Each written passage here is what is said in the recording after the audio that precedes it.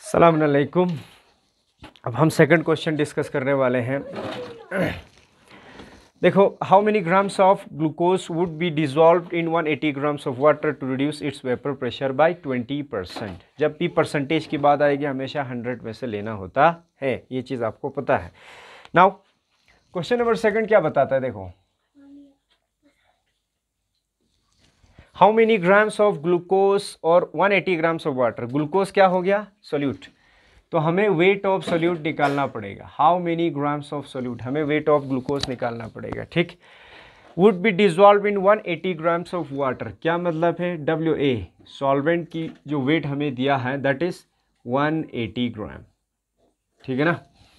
To reduce its vapour pressure by 20%। जब आप क्या करते हो, एक प्योर सॉल्वेंट में 180 ग्राम वाटर में जब आप एक नॉन वोलेटाइल सोल्यूट को, ग्लूकोज चूँकि सॉलिड है, नॉन वोलेटाइल सोल्यूट को डालते हो, डालते ही अब सोल्यूशन बन जाएगी। सोल्यूशन की vapour pressure non volatile solute डालने से क्या हो जाती है, लोअर हो जाती है। वो हमने relative lowering of vapour pressure में लास्ट क्लास में डिस्कस किया था। तो लोअर हो जाती है। कितना लोअर हो रहा है, वेपर प्रेशर सोल्यूशन का कितना कम हो रहा है, 20% कम हो रहा है। कितने में से, जब परसेंटेज की बात आएगी तो 100 में से। दैट मीन्स प्योर वाटर का जो वेपर प्रेशर है उसको हम कितना लेंगे, 100, ठीक है ना, mmHg, ठीक। अब एक चीज़ का था पता सो, P0A का वैल्यू हमें मालूम पड़ गया 100, ठीक है ना। फिर इसके बाद PA जो है कितना हो जाएगा। अब सोल्यूशन का वेपर प्रेशर 100 में से ग्लूकोज को डालते ही इस 100 में से कितना कम हो रहा है, कितना परसेंट कम हो रहा है, 20% कम हो रहा है। दैट मीन्स कितना अब वेपर प्रेशर रहेगा सोल्यूशन का, 80 mmHg, क्लियर, 80 mmHg, समझ गए ना। तो P0A भी मालूम है, PA भी मालूम है। अब हमें निकालना क्या है, वेट ऑफ सोल्यूट, ठीक। अब देखो एक चीज़ का था पता है, relative lowering of vapour pressure का जो मेरे पास फार्मूला है, P0A minus PA divided by P0A equal to किसके बराबर हो रहा था, XB के बराबर। अब इस फार्मूले को थोड़ा मॉडिफाई करके मैं सिंपल कर दूंगा ताकि आता न्यूमेरिकल प्रॉब्लम को सॉल्व आसान हो, ठीक है। अब वो फार्मूला आपने आगे याद रखना है। अब देखो कौन सा फार्मूला बन जाता है इससे, देखो इधर P0A minus PA divided by P0A equal to mole fraction of B किसके बराबर होता है, NB divided by NA plus NB। अब इसको ऊपर ले लो, P0A divided by P0A minus PA equal to, इनको भी ऊपर लेना पड़ेगा, NA plus NB divided by NB, clear. अब देखो अगर मैं P0A divided by P0A minus PA equal to, इसके बदले अगर मैं NA divided by NB plus 1 अगर लिखूं तो क्या गलत है, वही हो गया, NA plus NB divided by NB, दोबारा वापस आ जाएगी, ठीक। 1 को इस साइड ले लो, P0A divided by P0A minus PA minus 1 equal to NA divided by NB, clear. अच्छा, यहाँ से क्रॉस मल्टीप्लाई करो, P0A minus P0A plus PA divided by P0A minus PA equal to NA divided by NB, clear. Plus P0A और minus P0A क्या होगी, आपस में cancel out. अब क्या बचा, PA divided by P0A minus PA equal to किसके बराबर आ गई, NA डिवाइडेड बाई NB। अब इसको ऊपर ले लो, P0A minus PA divided by PA equal to किसके बराबर आ गई, NB डिवाइडेड बाई NA। बस ये फार्मूला याद रखो आप, बहुत सिंपल हो गया है, ठीक।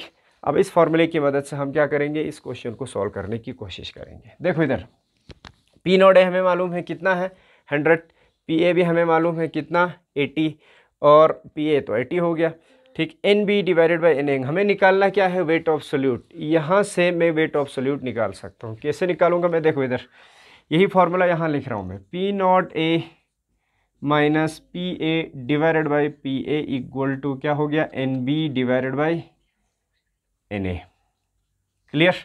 अब देखो P0A क्या है मेरे पास, 100 माइनस पी ए कितना है 80 divided by 80 equal to N B means weight of solute divided by molar mass of solute divided by N A means weight of solvent divided by molar mass of solvent.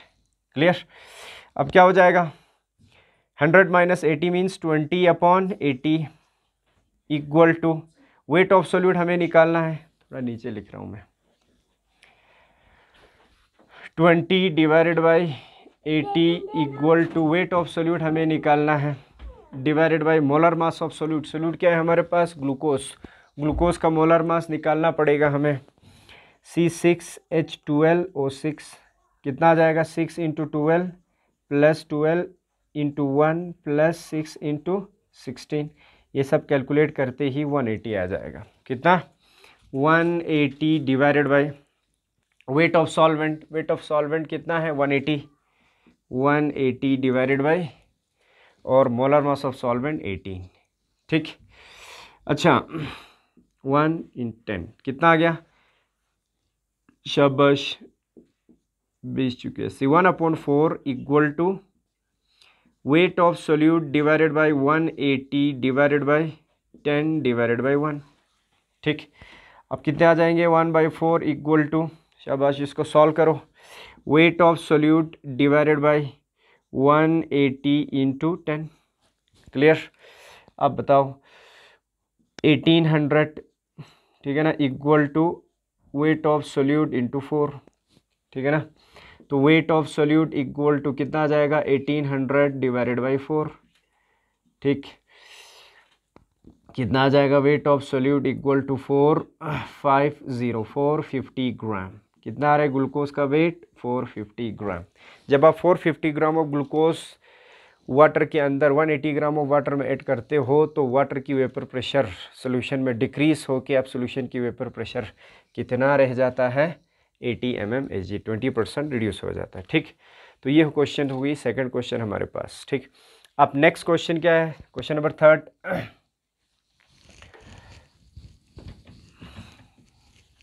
Question number 3 हमें बताते हैं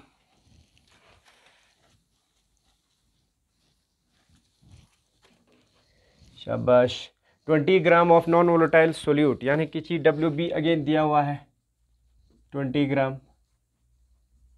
ठीक। फिर इसके बाद is dissolve in 156 gram of benzene. अब इस case में वाटर नहीं है, अब सॉल्वेंट हमारे पास बेंजीन है। कितना है वेट ऑफ बेंजीन कितना दिया हुआ है 156 gram. Clear. If vapour pressure of pure benzene at that temperature is 200 mmHg, यानी कि P0A vapour pressure of pure benzene, pure का है, ठीक है ना। कितना दिया हुआ है 200 mmHg। ठीक।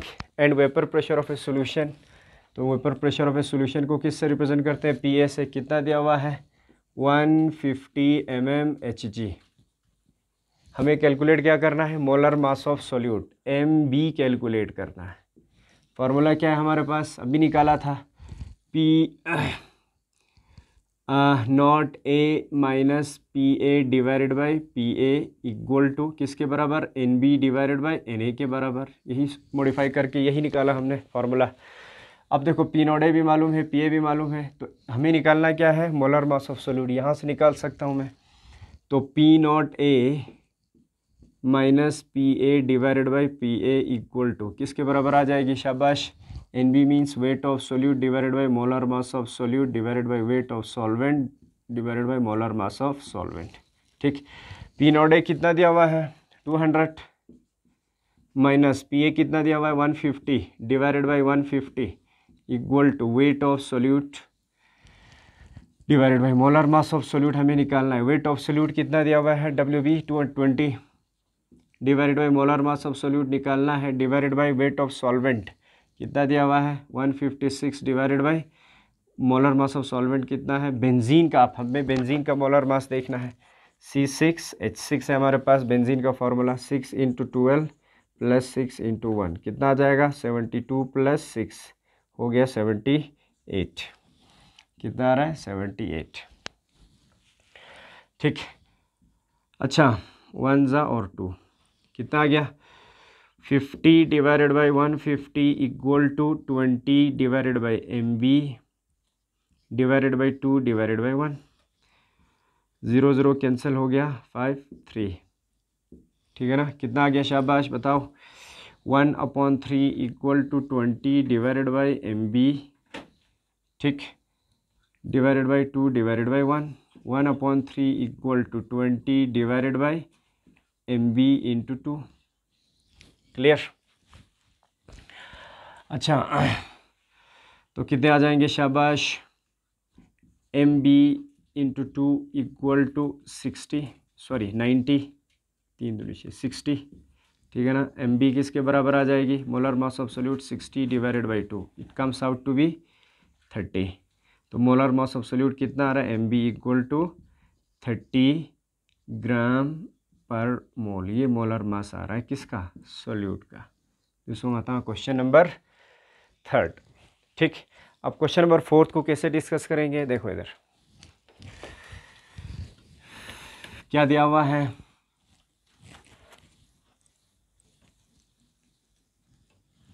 Question number 4, last question, 30 gram of non volatile solute, again क्या दिया हुआ है, वेट ऑफ सोल्यूट कितना दिया है, 30 ग्राम, ठीक, is dissolve in 360 gram of water, wait of solvent दिया हुआ है 360 ग्राम, ठीक।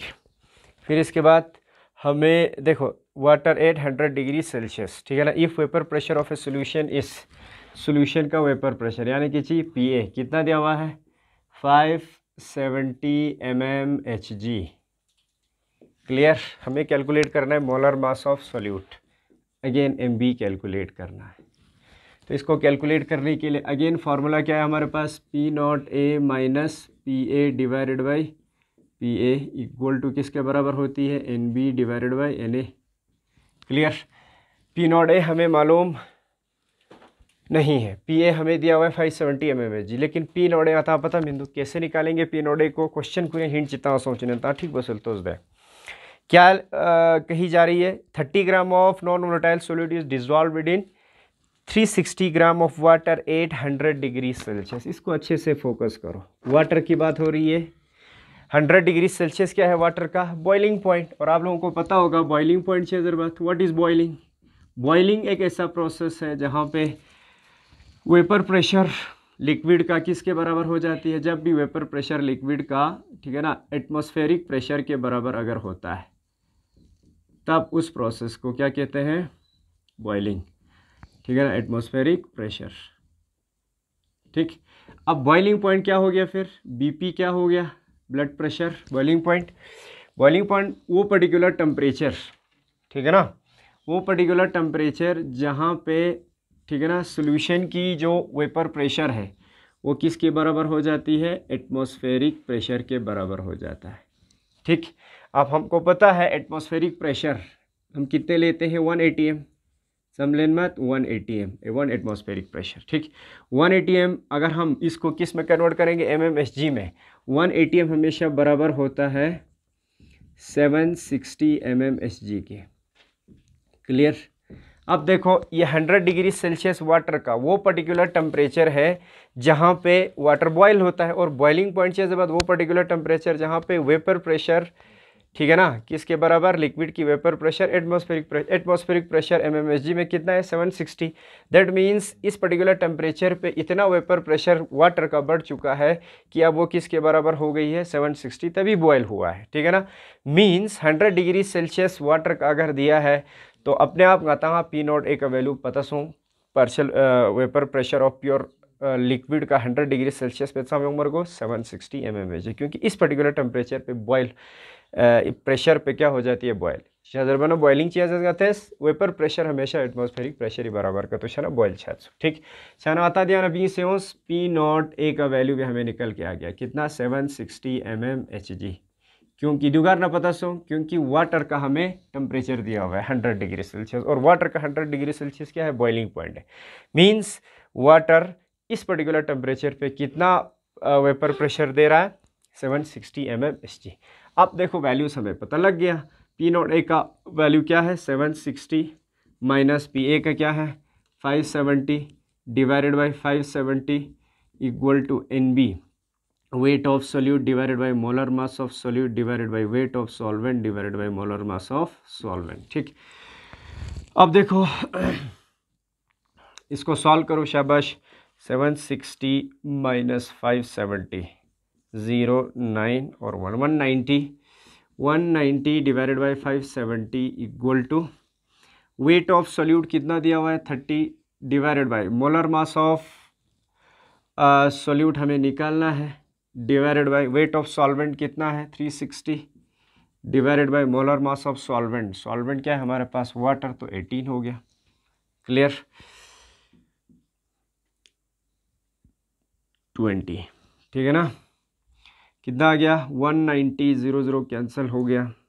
ठीक, अच्छा 3 में 27, 1/3 हो गया ये, equal to 30 divided by MB divided by 20 divided by 1। Clear, तो कितने आ जाएंगे शाबाश 1/3 equal to 30 divided by MB 30 divided by MB into 20। Clear, अच्छा कितने आ जाएंगे शाबाश MB into 20 equal to 90। MB equal to किसके बराबर आ जाएगी 90 डिवाइडेड बाई 20। ठीक है ना, 0 कैंसिल, कितने आ जाएंगे MB इक्वल टू 4.5 ग्राम पर मोल। ठीक है ना, तो ये हमें मोलर मास ऑफ सोल्यूट निकल के आ गया। ठीक, तो ये सारे क्वेश्चंस थे जो vapour pressure of a solution के बेसिस पे हम डिस्कस कर रहे थे। बस आपको क्या याद रखना है, ये वाली फार्मूला जो सिंप्लीफाइड फार्मूला है किसका, relative lowering of vapour pressure. अगर आप इस फार्मूले को याद रखेंगे, दूसरे फार्मूले से भी आप निकाल सकते हैं, लेकिन उस फार्मूले से क्या हो जाएगी आपके लिए न्यूमेरिकल प्रॉब्लम थोड़ा लंबा हो जाएगा, कैलकुलेशन थोड़ा लंबा हो जाता है, टाइम कंज्यूमिंग हो जाता है। इससे अच्छा है कि आप इस वाले फार्मूले को याद रखेंगे तो यहाँ से आराम से क्या कर सकते हैं, आप न्यूमेरिकल प्रॉब्लम सॉल्व कर सकते हैं। ठीक है ना, थैंक यू सो मच।